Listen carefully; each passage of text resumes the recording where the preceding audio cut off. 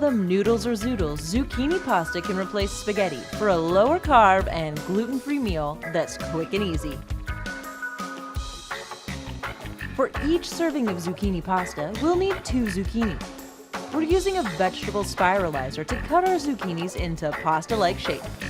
These machines are readily available and are quite inexpensive. Try using them to make spirals out of potatoes, beets, and carrots as well. If you don't have a vegetable spiralizer, you can cut zucchini by hand. Start by cutting each zucchini lengthwise with a vegetable peeler, stopping when you begin to see the seeds. Turn the zucchini over and continue to peel on the other sides, once again, stopping when you see the seeds. Discard the seed. You can leave the zucchini strips wide or stack them together and cut them into thinner strips resembling spaghetti.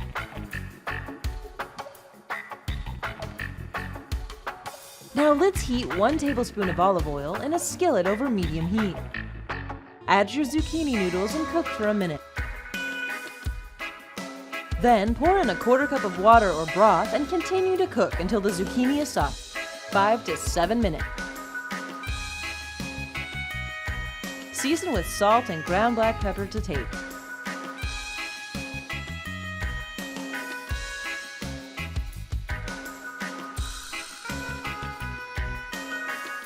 We love our zucchini noodles tossed with pesto sauce, cherry tomatoes, and a few meatballs.